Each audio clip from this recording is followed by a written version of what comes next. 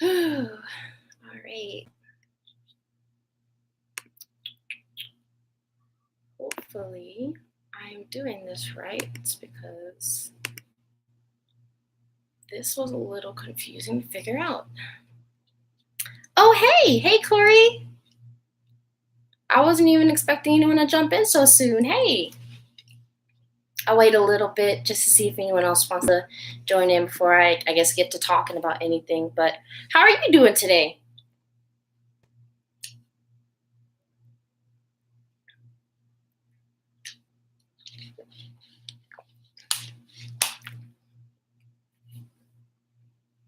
Oh, hey, Queen. Hey, Lakeisha.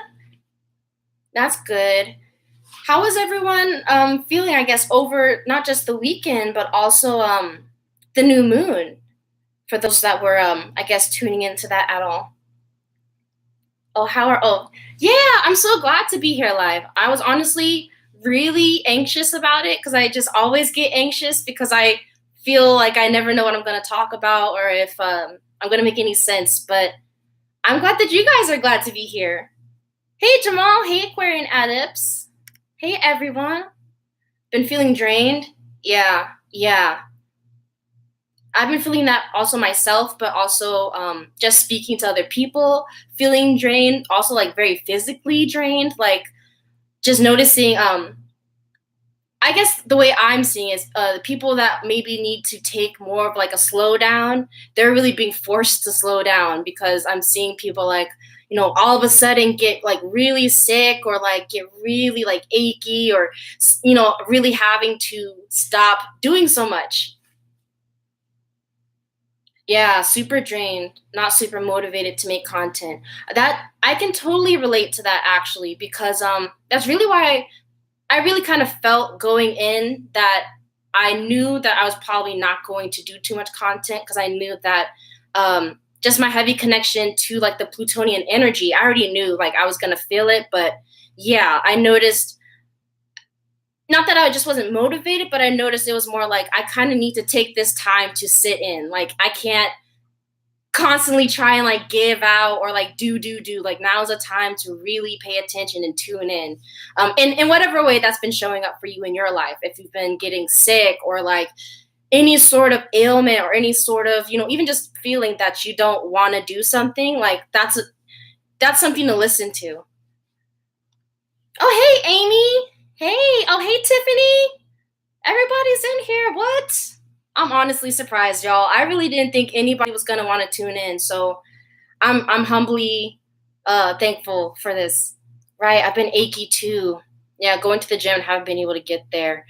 Yeah. Like I've just been noticing, even myself. Like, I mean, I just hang out with my kids. I don't really do much like crazy strenuous physical activity, but I also noticed myself like within my own body, like just aches where I'm just like, I know that I didn't do anything to get these aches. So yeah, there's definitely this notion of really tuning into not just our body physically, but even what is it trying to tell us in other ways, maybe even about our emotional welfare or mental welfare.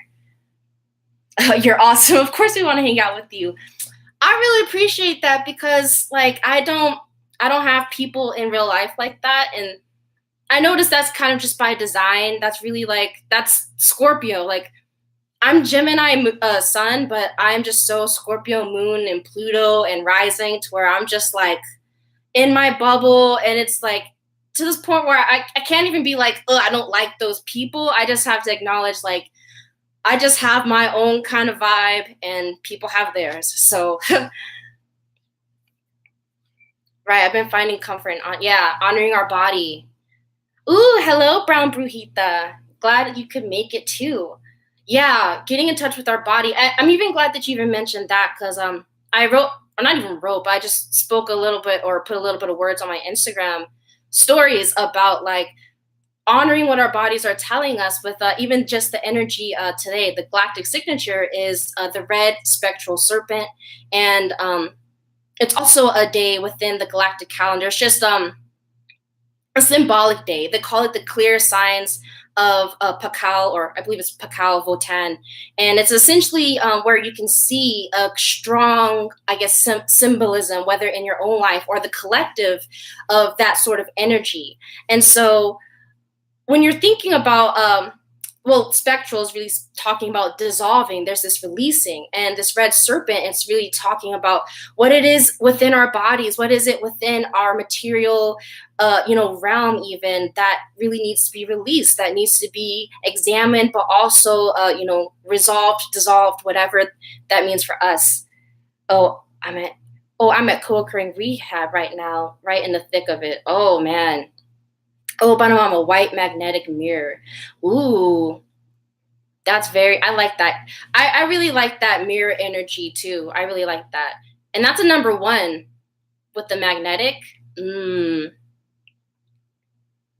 Like there's a lot that you can learn even when you think about the Mayan astrology, which I guess we can talk about that a little later, because I still kind of want to talk to you guys a little bit and just see how you guys have been doing, I guess, within the energy, because I feel even going into it, like I already knew that like this was a new moon in Libra, but it was going to be definitely different than like, oh, it's Libra, so we're just going to be all about balance and harmony. Like it wasn't going to be like that. I already knew, but it's like even after the fact, it's just like it really starts to sink in. Just like even as I was talking about it in my video that I posted yesterday, of like it's not even just about balance. I feel like even having to shed some of the misunderstanding of what balance can even mean for us.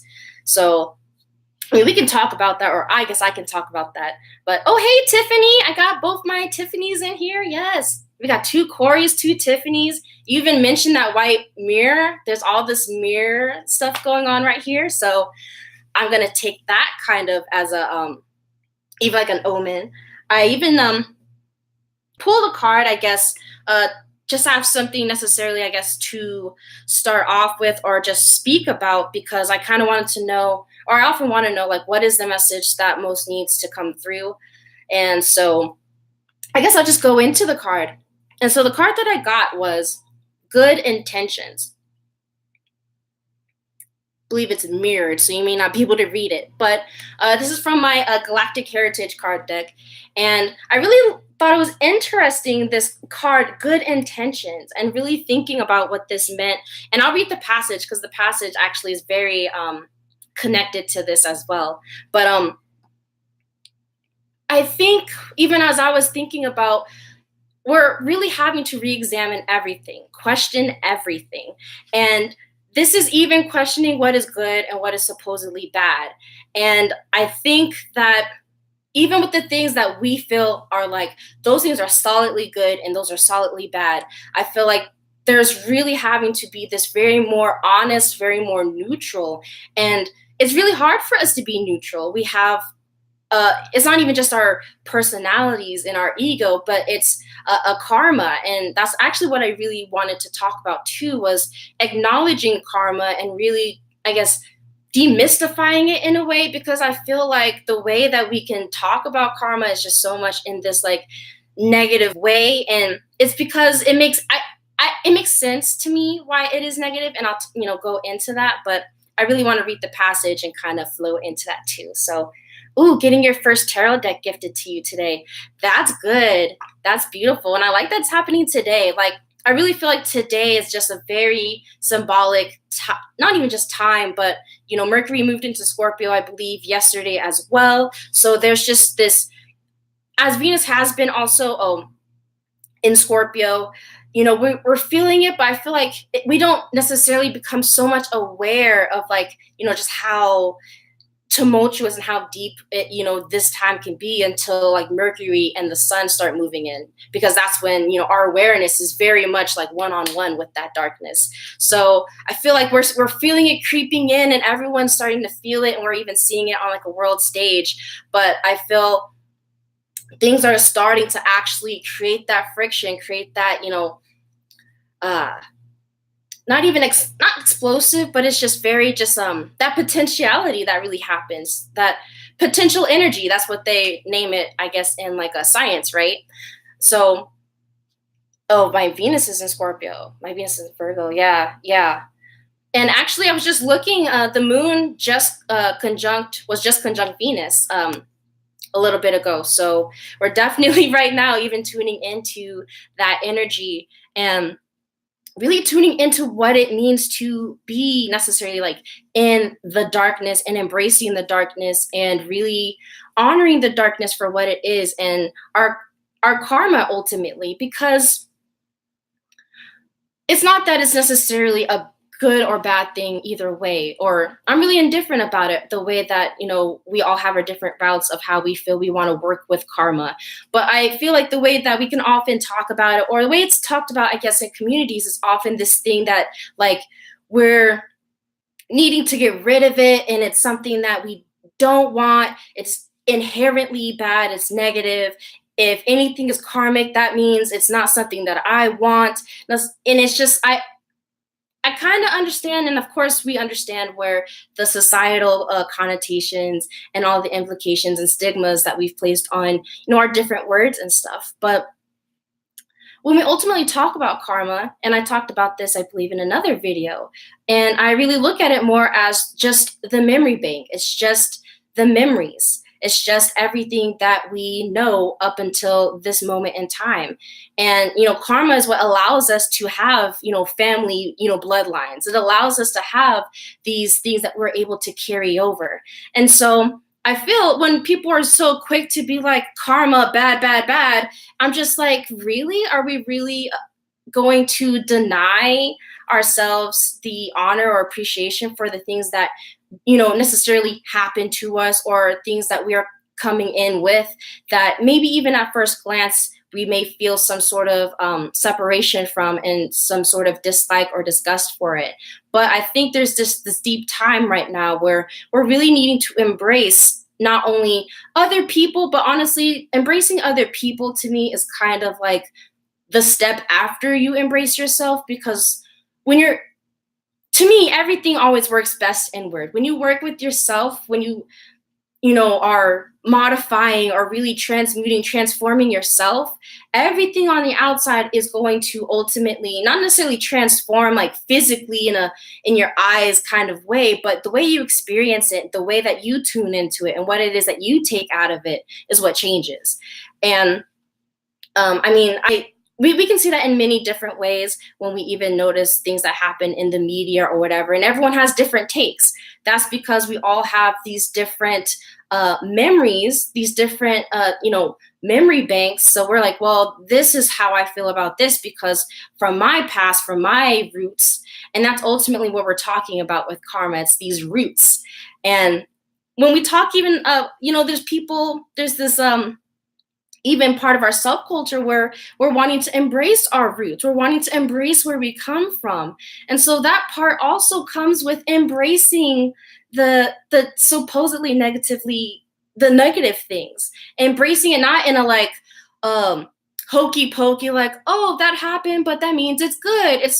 It's not like that. It's so much more nuanced than the way that a lot of these communities can try and like paint things. The way there's really just this huge like bypassing thing of like, well, if I just think about love, or I just think about what I want, and then it should come to me. And then if it doesn't come to me, I'm just not thinking about it hard enough, when none of this is about thinking. All of this is about the being. And so we have to acknowledge how we are being, how we are on a regular basis, not only when we sit down to do a ritual, or only when we sit down to have, a spiritual enlightening talk with somebody. It's in our regular everyday practice. And that's something I just had to even acknowledge within my own self, where it's like, it doesn't matter, how much you know. It doesn't even matter how much you necessarily do. It matters the intent, the pure focus and intent behind what it is we do, because that is what's powerful. It's not necessarily about,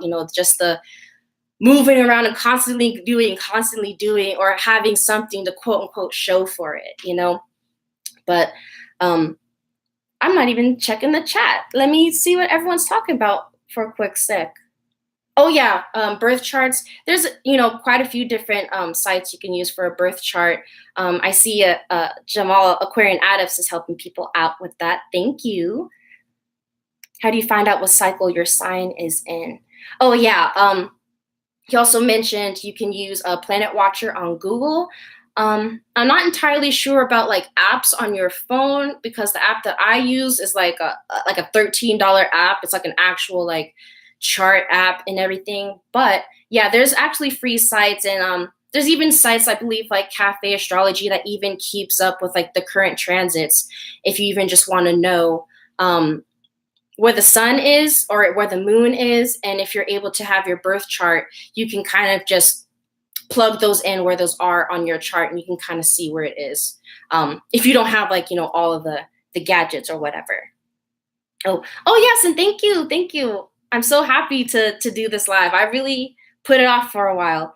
Yeah, the shift into the age of Aquarius. Yeah, I honestly feel it's like we've been talking about this shift into the age of Aquarius for a while now, and it makes sense, in this like realm and this reality. Things take time. Things seem slow paced at times, but I feel it's not even necessarily like I feel like the age of Aquarius is like it's already, and I've said this several times. I feel like it's already happened, and we're just getting there. I feel like I almost feel like the galaxy or everyone else is kind of there, and then we're just like that group that's kind of getting there.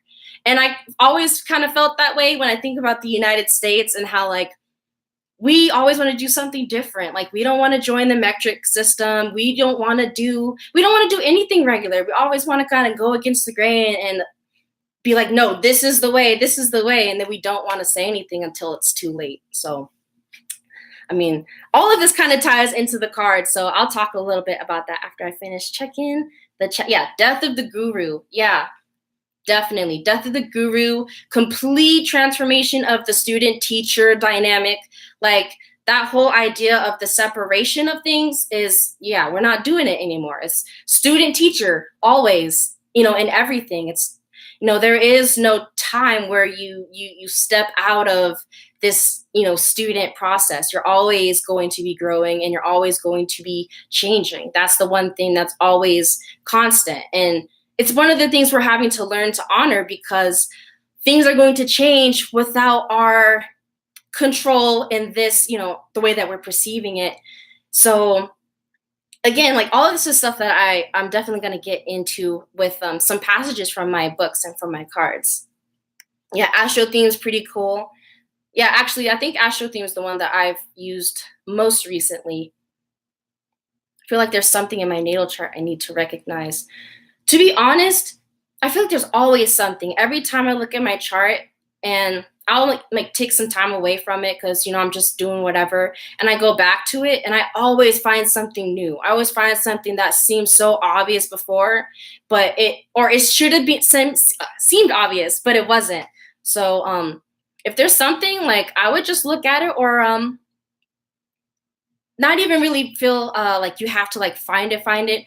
I always find like I just end up on what I need to find without trying. And I have had to learn that in all of the hardest ways, because with all of this like Plutonian like energy that I just naturally have, I always just want to do. Like I tell me what to do and I can do it. It's like I don't think it's not a matter of can I do it or not. It's like I just don't know what I need to do. So if you tell me what I need to do, I'm gonna just do.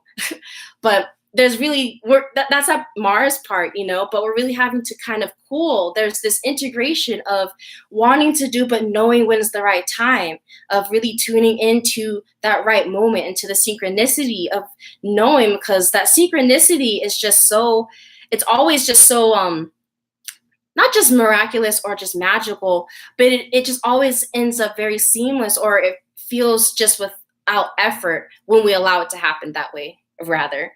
But yeah, a buffer effect. Yeah, I like the way that you've been putting it with the buffer effect, because it's definitely like that. And even with like all of these retrogrades, or it seems like, oh, we're having to take another look at that, especially with the Chiron retrograde.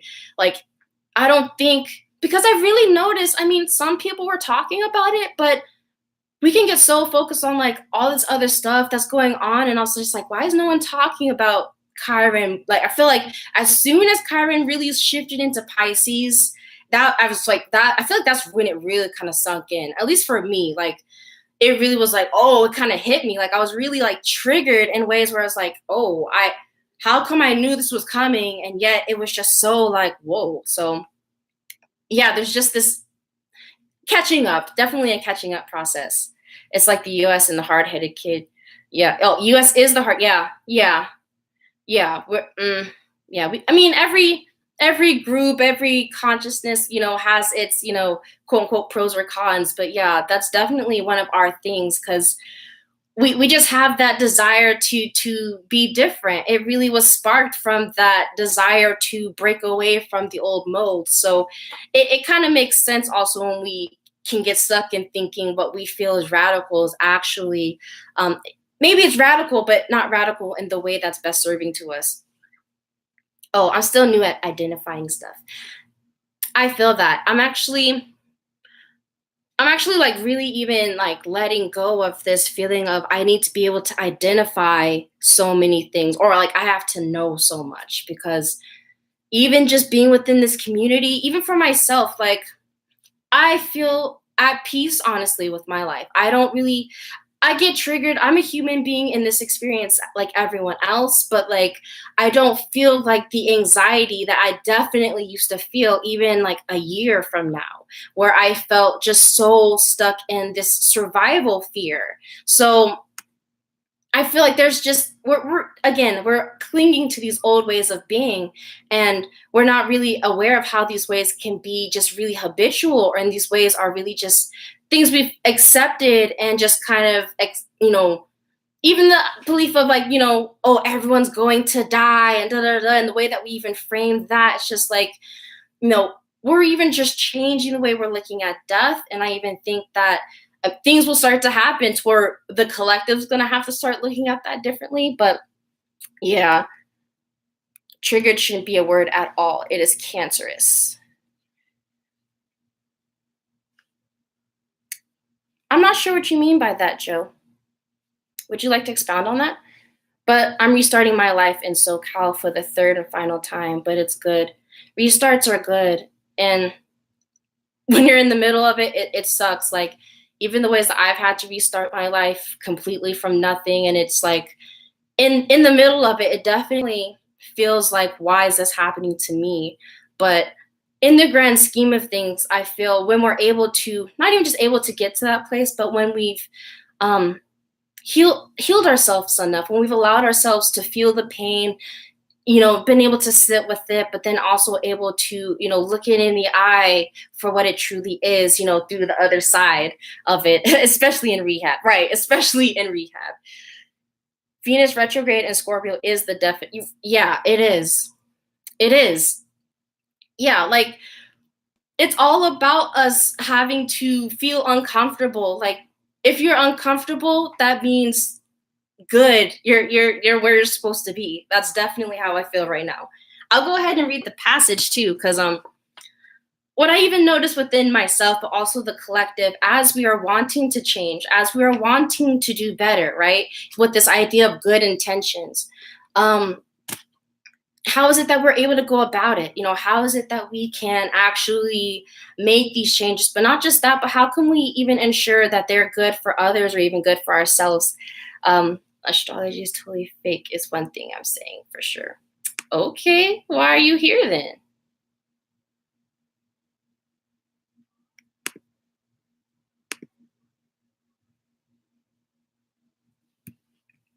Anyway, it's good if you do the work. You'll have a phoenix experience in your rebirth. Yeah, that's really what's happening for the collective is this grand phoenix experience where we're really having to transform by really facing not just facing our shadows, but there's this it's not just facing it, but really being able to put that shadow to the test of like, are you really as true as you're claiming to be? And because that's really what I feel like this is all about is not just that, but again, I want to get back to the cards, but if I'm able to do this, the haters have infiltrated, sipping on that haterade. Oh yeah, I'm just like making sure I blocked him right. I hope that's right. Cool. Observers seldom speak. Yeah, yeah, yeah. No, I think I've seen him on my channel maybe like once before, but that's cool.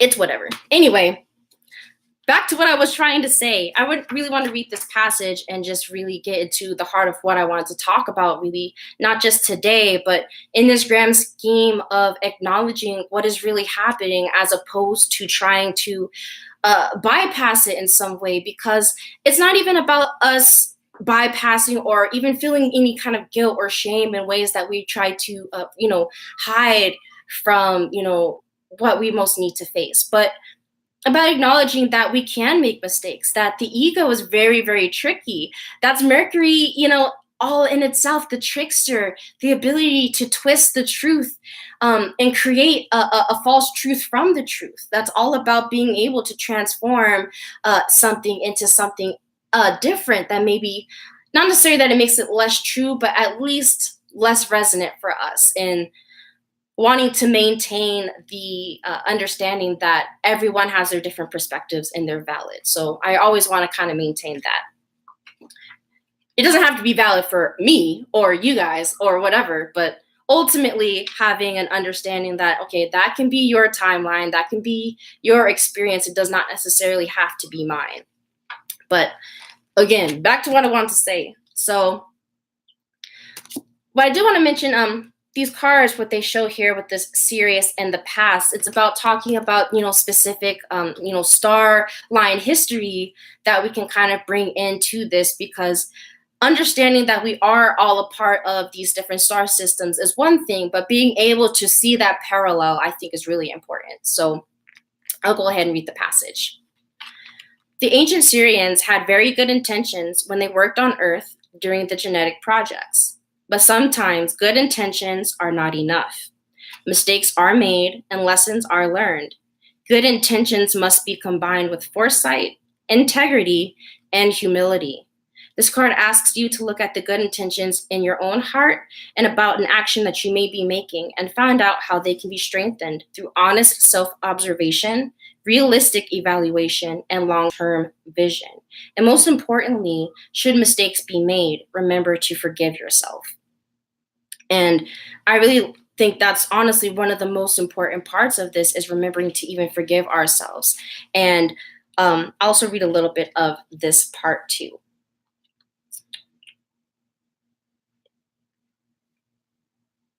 Oh, no, it wasn't this one. Oh, it was these cards. The bottom three cards that I always do the bottom three. We had the shamanic journey, survival fears, which is what I was talking about, and underneath all of that, new consciousness. So what I really love about this is tapping into the Sirius card. This is, the whales are actually connected to that Sirian energy. So I really like this being this top card, because for me, this is acknowledging that this is a dream.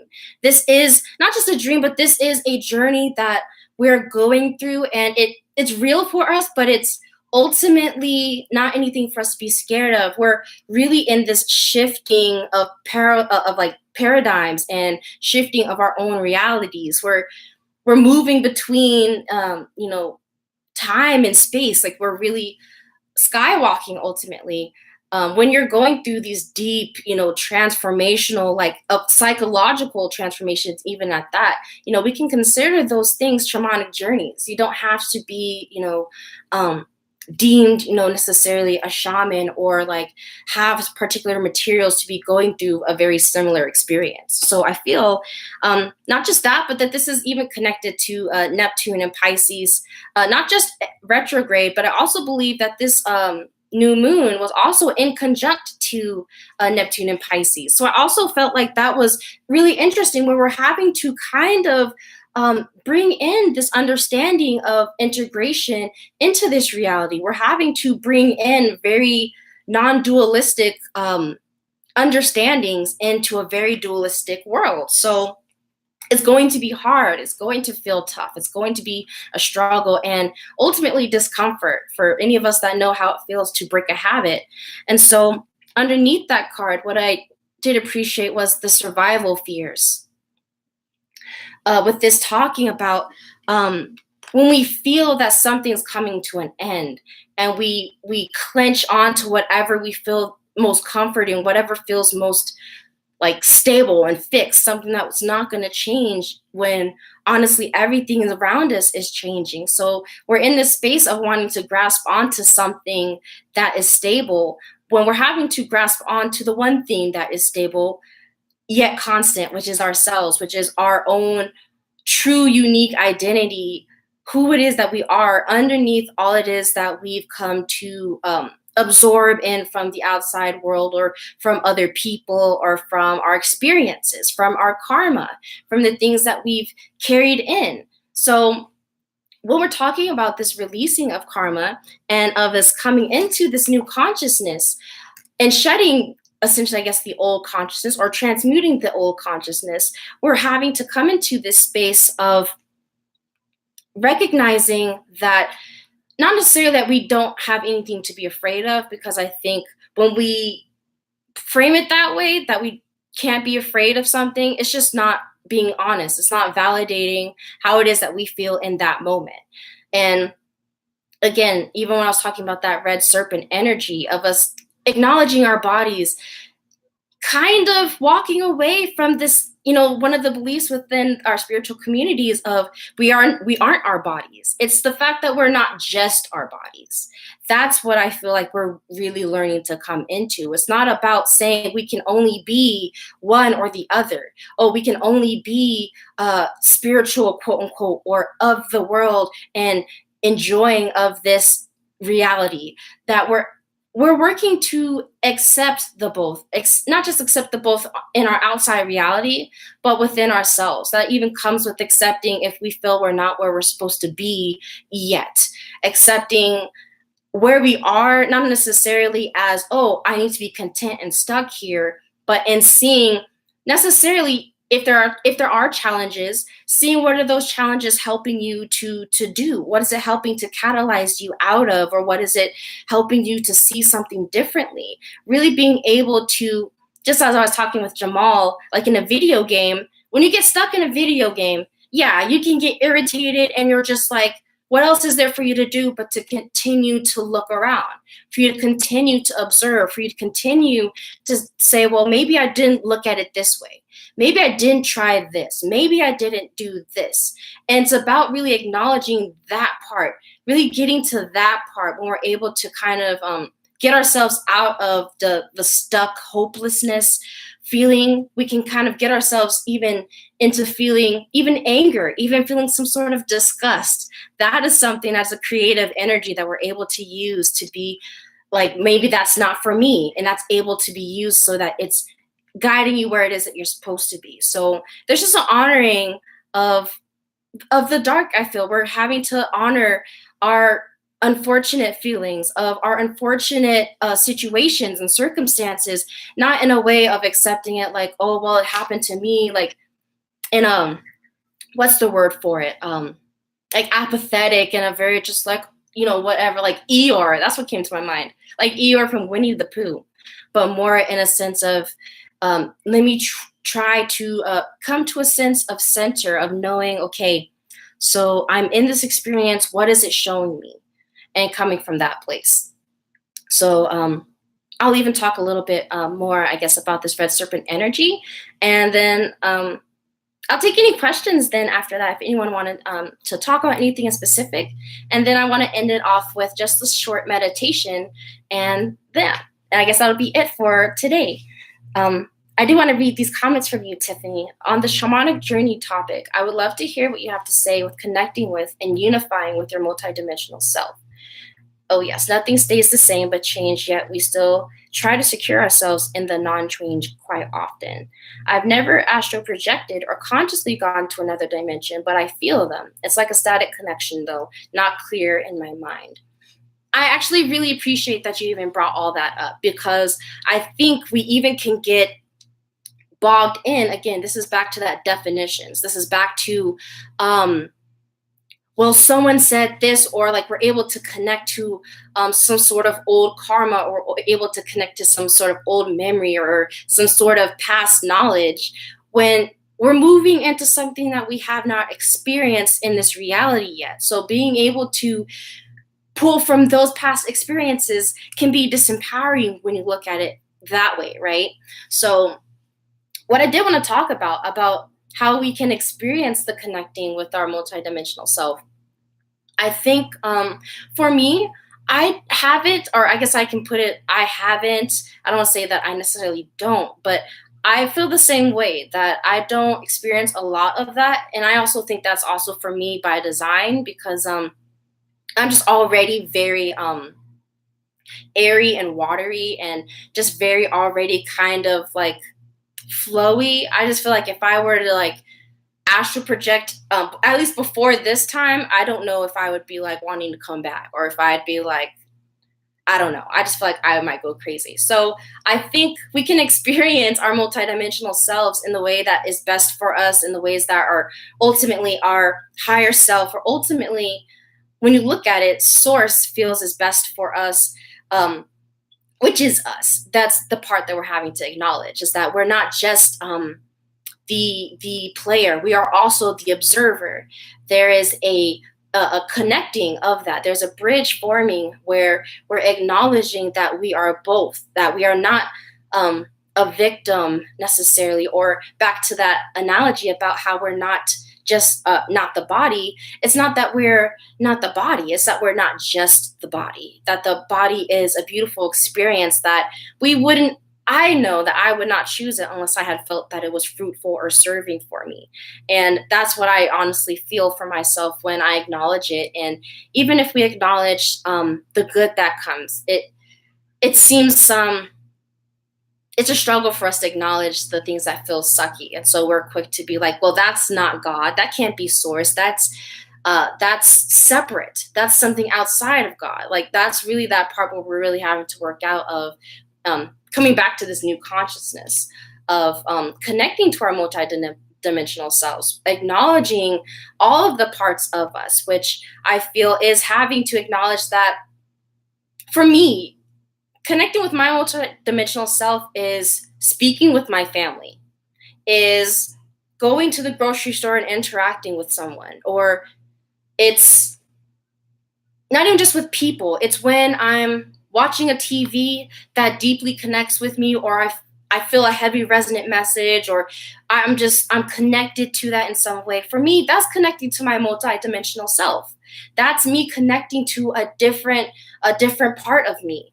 And I feel like that's what it is for me. I feel like, even I guess again back to even the cards of wherever it went, the shamanic journey, for me, I feel like when we begin to acknowledge this experience ultimately as a not perpetual, but like where the underlying theme is that this is a shamanic journey for us in the grand scheme of things, it not necessarily becomes easier, but it becomes, for me, I guess, more palatable. It becomes more creative for me.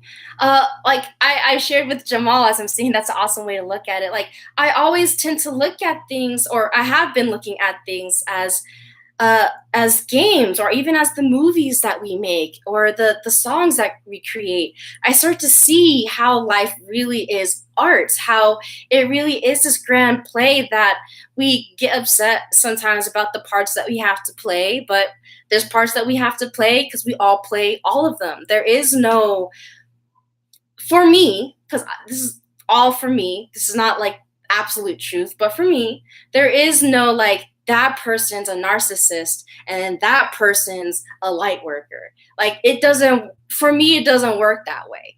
I feel like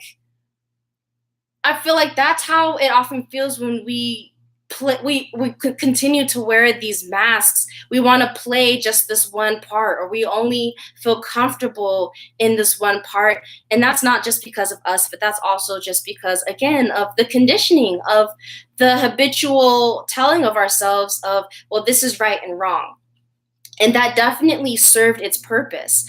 But right now we're coming into a time where that's not going to serve us, and not just not serve us, but as things are crumbling, we are all having to come up from ourselves, from decentralizing things in like a one person, handing down a power over power under dynamic, where it's more of a everyone has something to pitch in, and we all have our different I guess, levels, or we all have our different ways of being able to assist another person or help.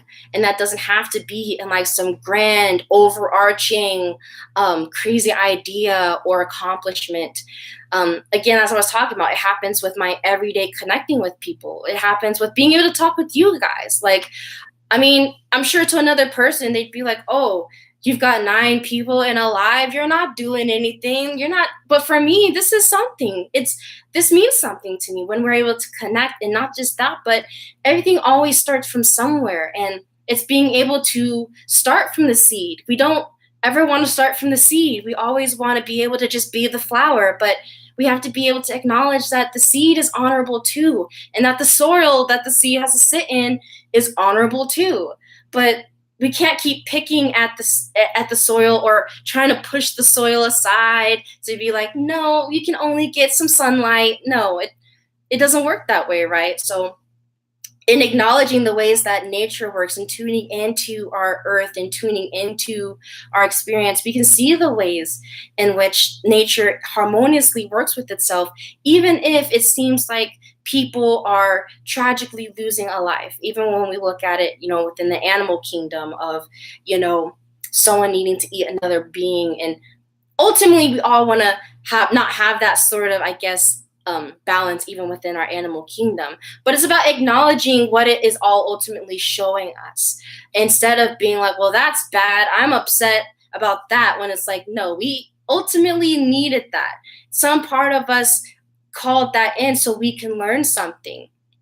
We if it doesn't work in that way, we get another message. Or even when you look within like a parent and a child, when you're trying to teach them something, or even just a student teacher, they try and teach you one way. If that doesn't work, ultimately, hopefully a good teacher will try and teach you a different way. And if that doesn't work, they'll try their best to come at it from a different way, or try and find what works best for you.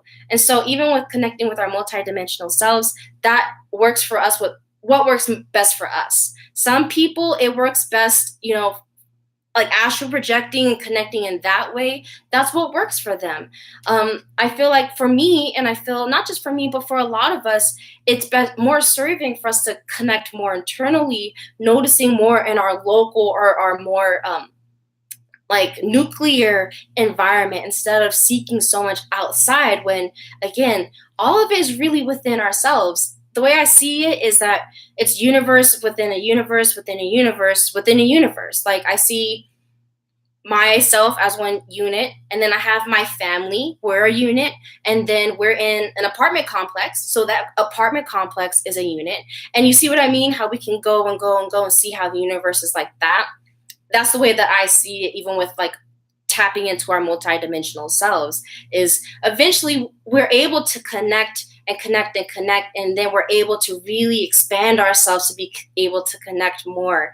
So honestly, I don't really seek outside, because and that's what I also learned for myself, because when you seek outside and you're not very sure within yourself, when you go outside, you're only going to see kind of what it is that either you're expecting to see, or like what people call kind of like energy leaks. That's kind of what I even look at as like fears or things. Like, we create some sort of signal to bring in something, so that sometimes the things that we experience feels very traumatic for us, because it showed itself in a way that we weren't really hoping to experience. Because again, I see things as a constant upside down world for those that like Stranger Things, or in The Sunken Place, like in Get Out.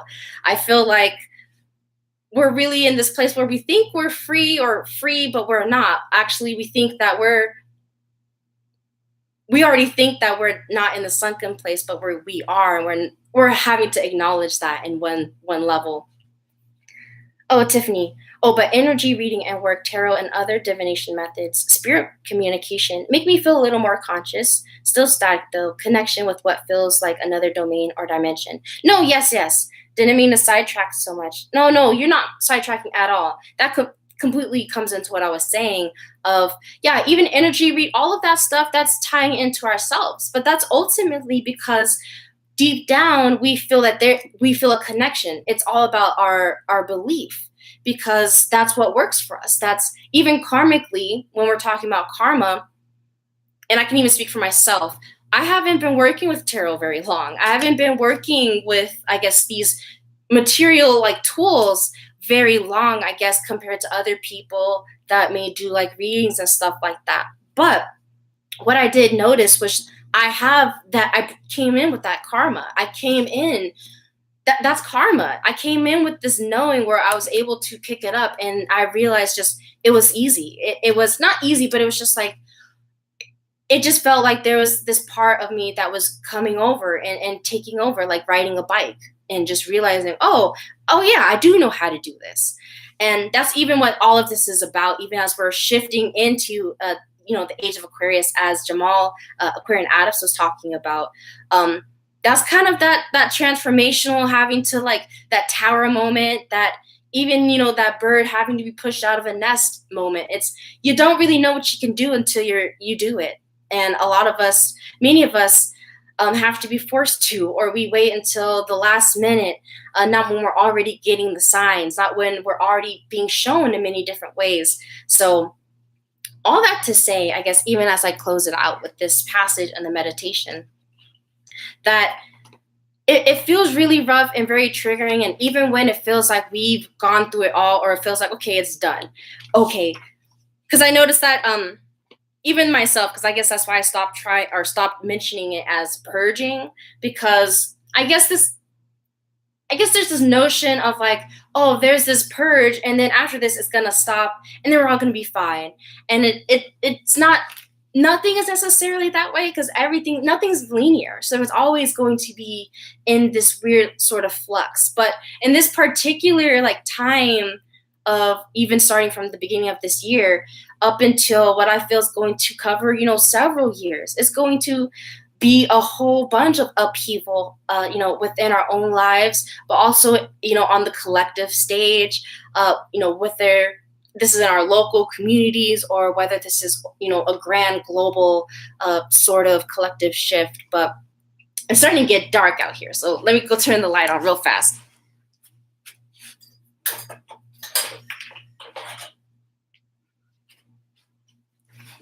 So yeah. And I guess I even wore the shirt because it actually even ties into what I'm going to close this out with, which the shirt actually says, "It is impossible to shame a woman who is unashamed."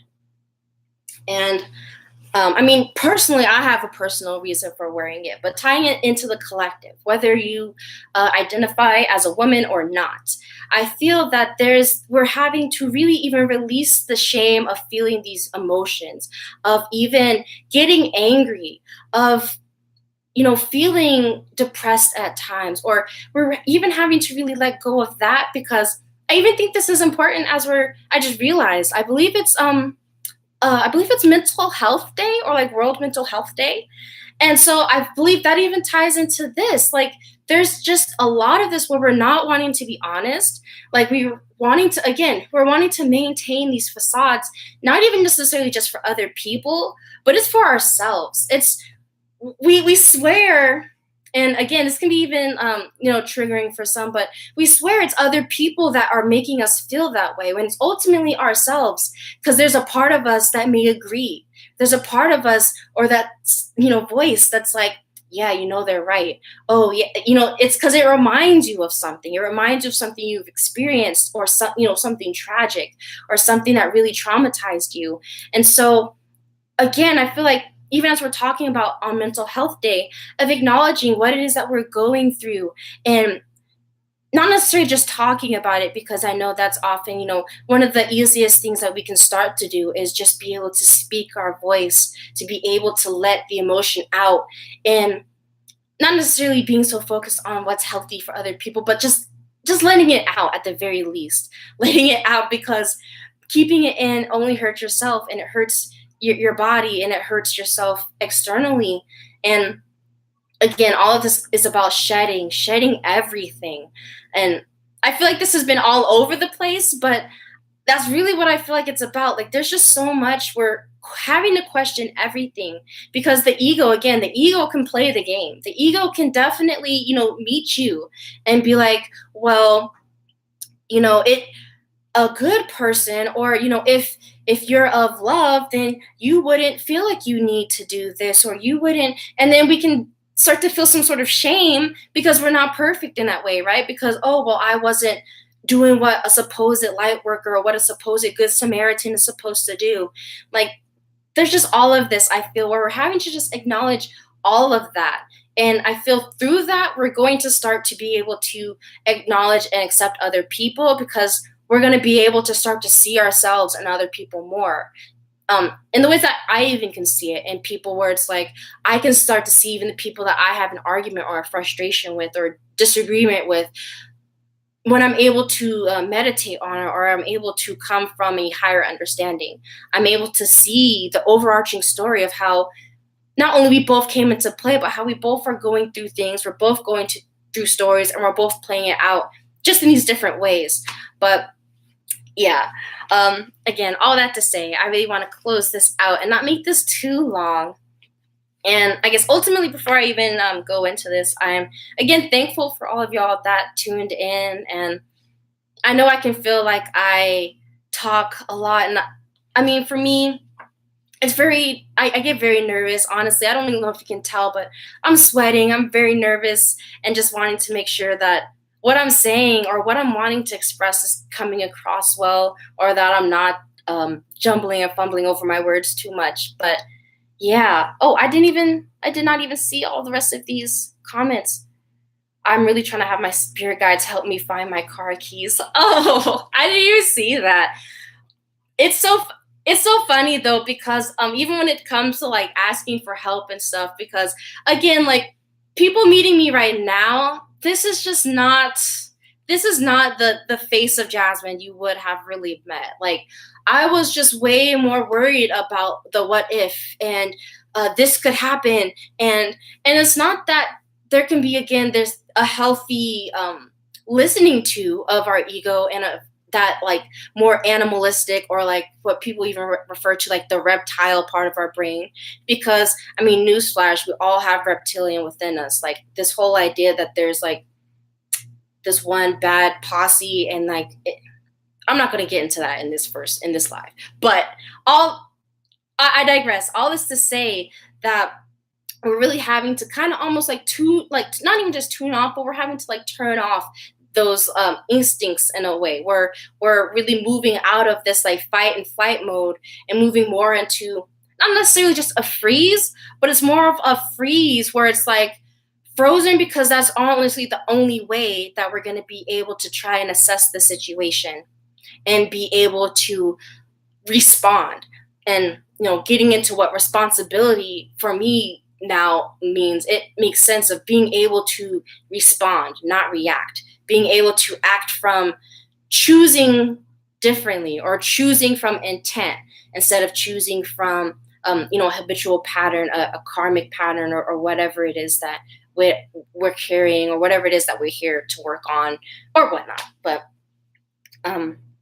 oh, wow, that's interesting. Observing the mirrors of you, the different parts of you. Oddly, that's a very unifying, yeah, he is we concept. Yeah, I mean, I know that a lot of the ways that I can talk about things it's not necessarily new, talking about, oh, we are all one, but it's not of an acknowledging we're all one in this very like lofty way, or at least that's not the way I'm intending for it. I'm really wanting to like bridge this gap of being able to get to that point, because it's easy to just be like, well, we're all one, so just like be able to look at it from that point of view. But it's like, we're still in this experience. It's the fact that we are actually in this experience to learn that. So it's not going to be easy. So it's learning the tools and tricks, and acknowledging the body, using the body as a vehicle instead of trying to run away from it and escape it, because ultimately that leads to death, right? If you agree that you don't want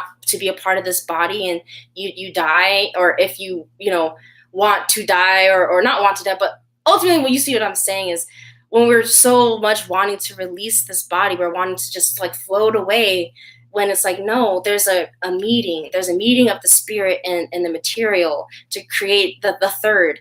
So yeah. Oops, what else was I seeing? I know I seen another. Oh yeah, there's a lot of spiritual scapegoating happening. Yeah, especially right now. It's I don't want to say it's right now.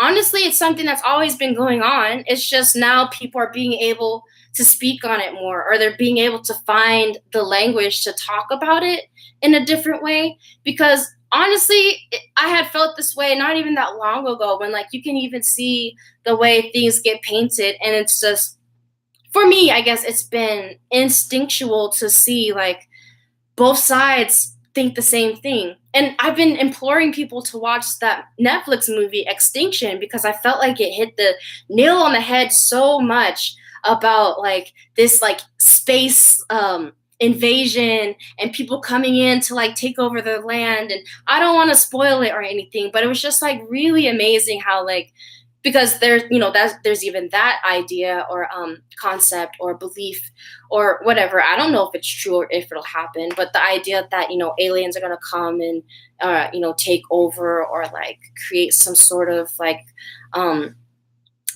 even when people talk about like a new world order and stuff like that, I'm just like, even the idea of a new world order is not inherently good or bad. It's just the idea of what that order is going to look like, because we all want change.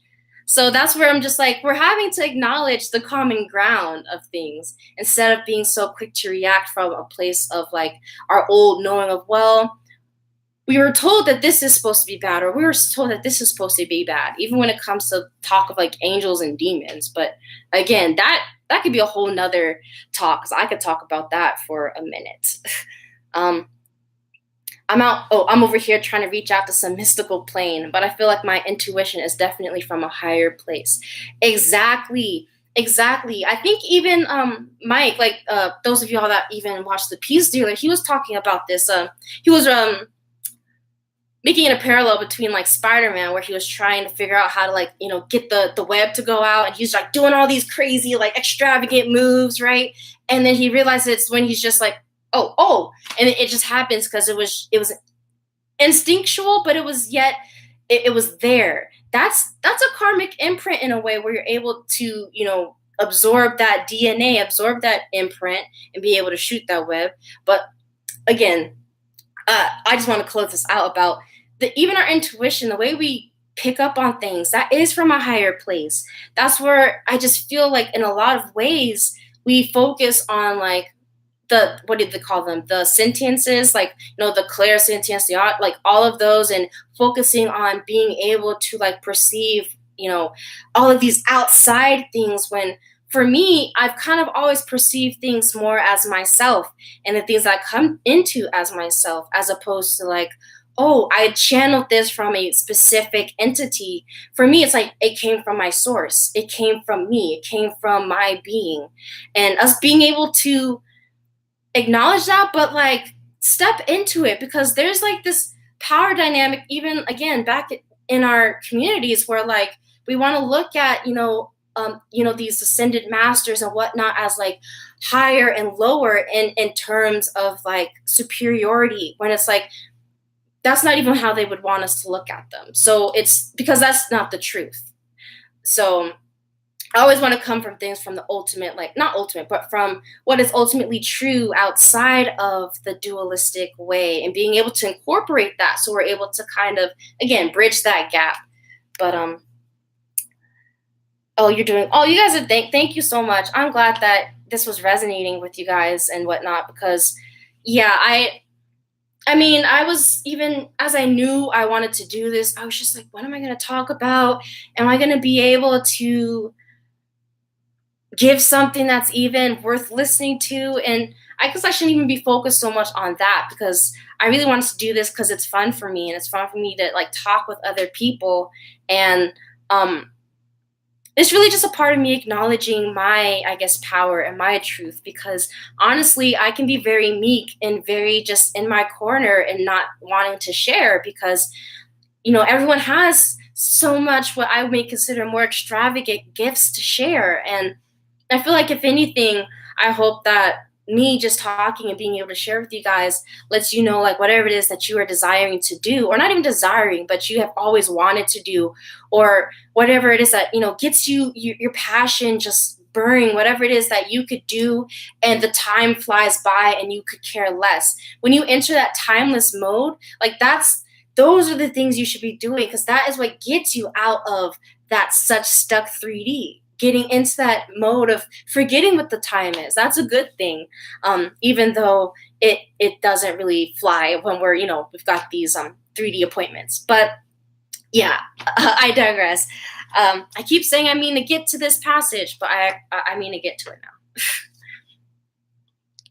All right, so I believe I actually read the harmonic wisdom, like this portion of a different card in my past video, but I want to go ahead and read this harmonic wisdom part about this red serpent energy, not just because it ties into the energy of today, but also I feel like this is also key as we're moving into the yellow star wave spell, which will be in a couple days, and of course I'll have some material about that. But ultimately, it's us coming into, even if you think of like the star card and tarot, of coming into our, what people are referring to as like even our light bodies, our higher self, of us, becoming our higher self, all of these different ways of saying ultimately the same thing. We're just really coming into a more true essence of who we are.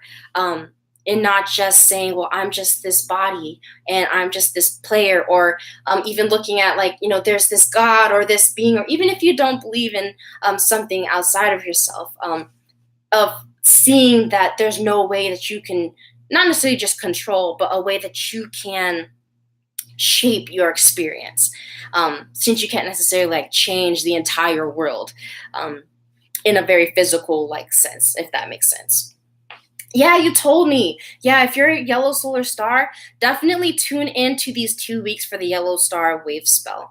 And I actually think I want to try and give content for how you can find out like your personal like signature year, because you can even tune into that wave spell for the year, which is what I did, because this year I'm in the energy of the blue eagle. So when we're currently in this blue eagle wave spell, and I'm noticing, yeah, it's definitely been very personal for me as far as like my growth, but also just within my intimate relationships, even as we've been talking about like Venus retrograde in Scorpio and just all of the Scorpio energy in general.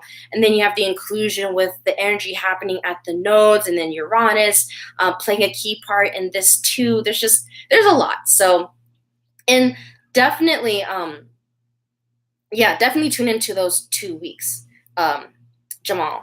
And yeah, I'll definitely try and give some information about that. Maybe I'll do a live or something so I can like kind of show you or walk you through it. Because again, this material is all like essentially online and it's available. Like, this is not proprietary or anything to me. So I just want to be able to show you guys essentially what I did.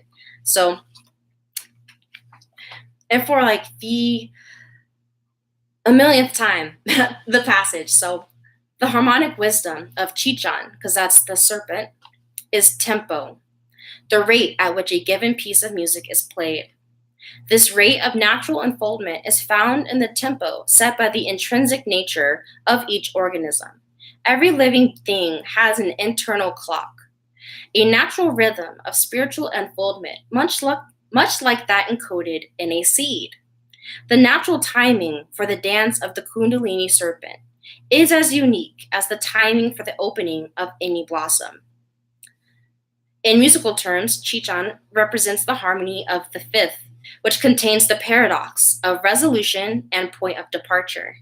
Resolution and integration have to do with completing a stage of growth. The fifth tone gives a listener a feeling of satisfaction that the chord is whole or complete, yet it also represents a point of departure. From the fifth radiates every association within the entire tone complex, like a web extending indefinitely from a central point. And so, yeah, I feel like that's, again, all concluding talking about acknowledging that the end and the beginning are the same, that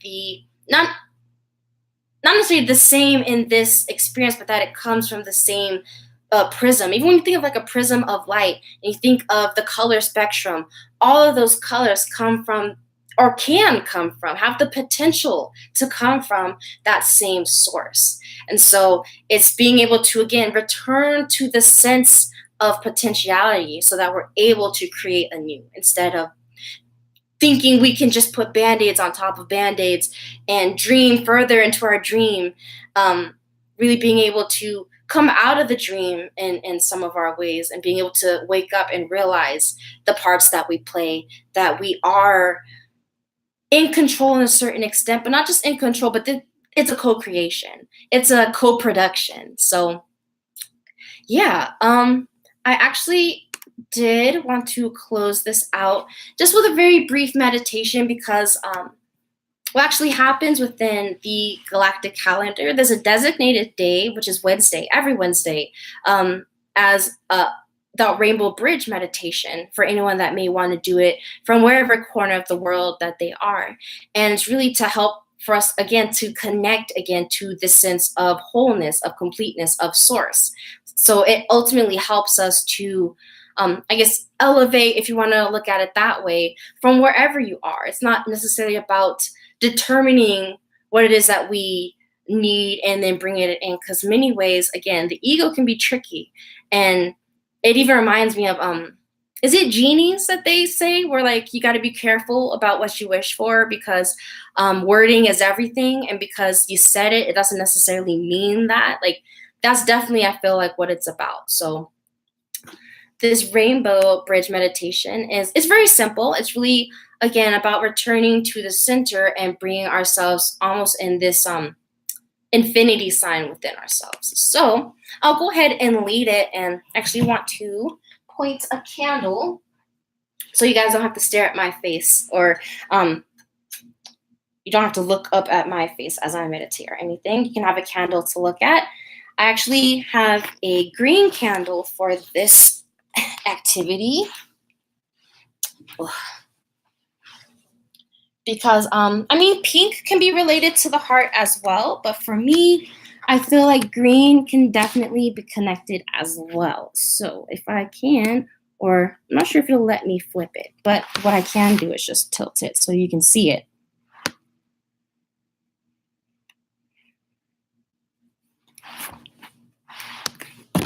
And I'll go ahead and turn the lights off for a brief moment just so we can focus on the candle.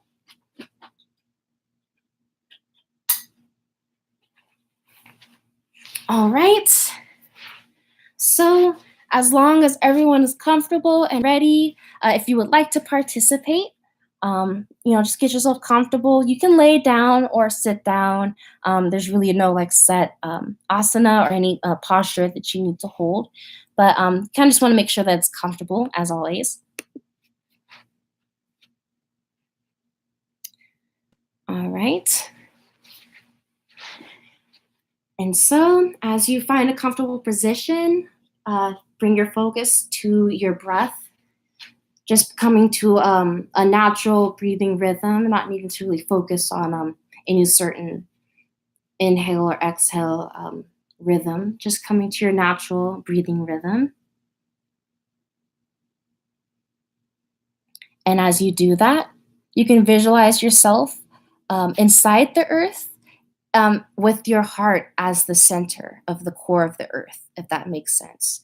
So if you can imagine yourself almost like in the center of the earth core, or even if you want to look at it as your body as the earth and then your heart as that core center, really just tying into this energy of bringing the connection to Gaia, bringing the connection to source, finding that connection between us all, that source connection.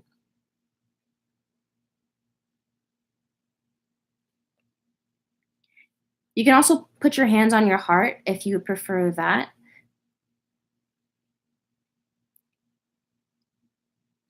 And so as we're doing this, you can feel a stream of light pretty much white light, but you can imagine it as multicolored if that works better for you.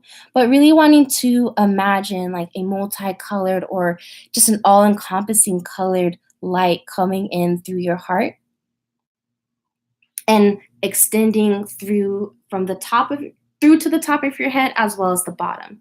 So if you are imagining sort of the energy coming from directly in front of you and then going up through your body from your heart, if that makes sense.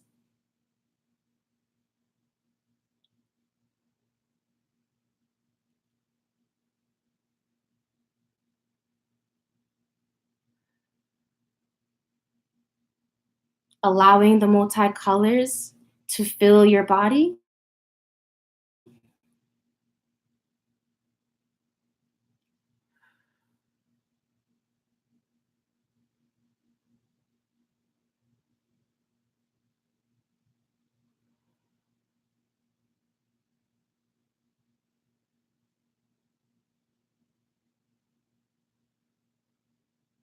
So if you would like, you can imagine on the inhale that you're breathing in the light, and then with the exhale that it expands within your body.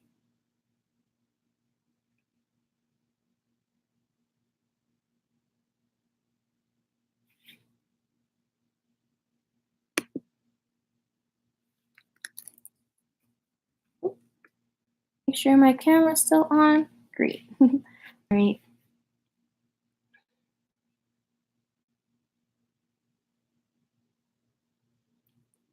Once you feel a point where it's expanded within your body, or just where you feel calm, comfortable, or serene, just at peace, you can begin to feel two different streams of that same rainbow light rushing again from within your body as it's expanded. You can start to feel the light now coming from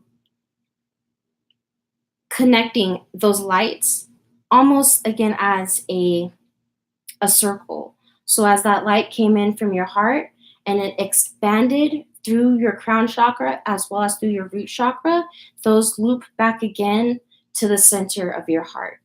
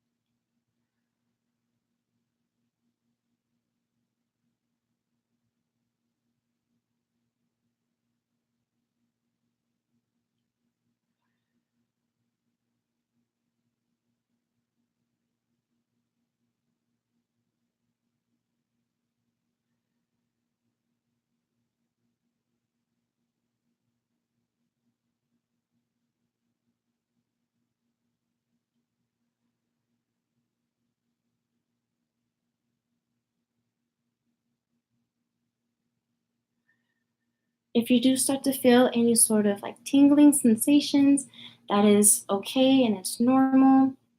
If you do feel something that is not necessarily just uncomfortable, but if you do feel, intuitively guided, as always, you don't have to continue. But we'll do this for maybe about 5 minutes, and then we'll close this out.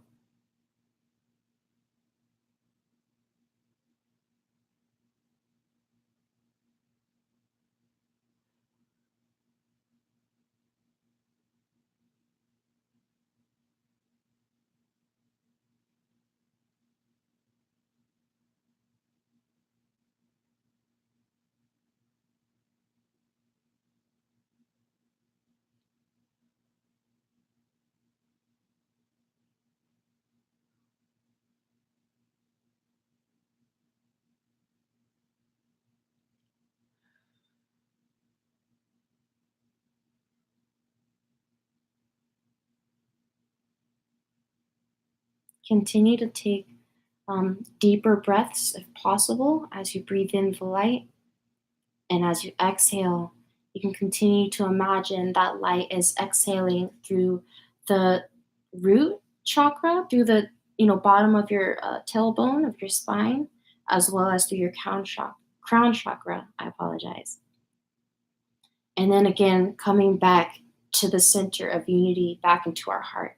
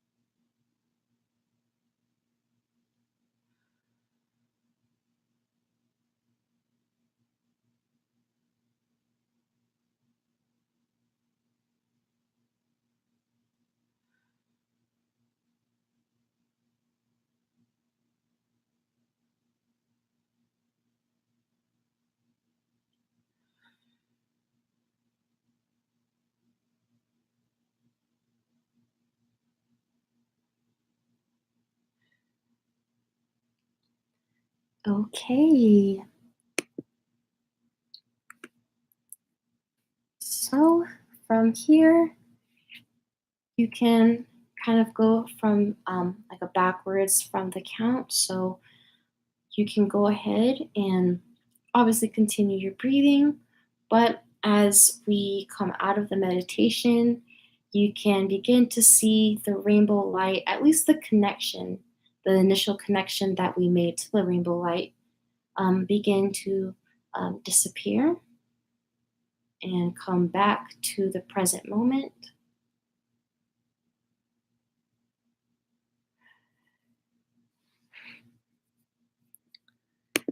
And so that is it, everyone. Let me go ahead and turn the light back on.